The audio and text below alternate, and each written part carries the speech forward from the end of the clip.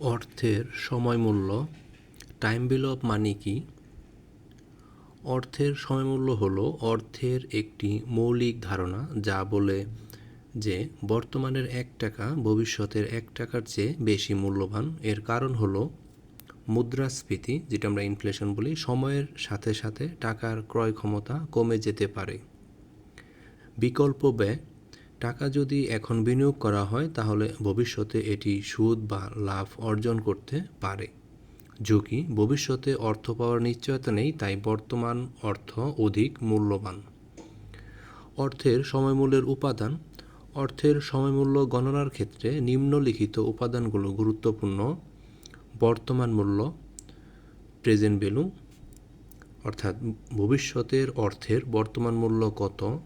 ভবিষ্যৎ মূল্য, future value, বর্তমান অর্থ ভবিষ্যতে কত হবে।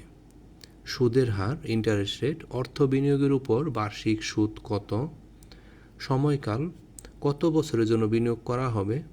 পরিশোধের সংখ্যা, সুদ কতবার গণনা করা হবে।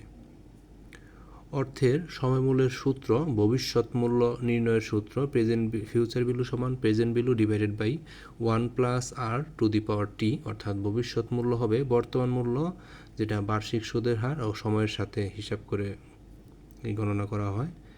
বর্তমান মূল্য নির্ণয়ের সূত্র, present value future value divided by 1+r⁻t। এটা উদাহরণের মাধ্যমে আমরা দেখতে পারি ভবিষ্যৎ মূল্য কীভাবে নির্ধারণ হয়েছে। ধরা যাক আপনি এখন 10,000 টাকা বিনিয়োগ করেছেন এবং বার্ষিক 5% সুদের হার রয়েছে। 3 বছর পর এই টাকার মূল্য কত হবে? তাহলে ভবিষ্যৎ মূল্য হবে বর্তমান মূল্য, এটাকে 1+ ইন্টারেস্ট রেট, এটা 3 বছরের জন্য, সেটা দিয়ে আমরা গুণ করে নিব।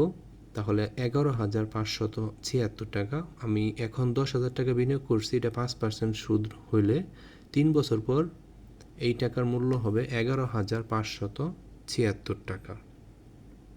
বর্তমান মূল্য নির্ণয়, বর্তমান মূল্য নির্ণয়ের ক্ষেত্রে খেয়াল রাখতে হবে আমি 5 বছর পর 20,000 টাকা পেতে চাই এবং সুদের হার 6%, তাহলে এখন কত টাকা বিনিয়োগ করতে হবে।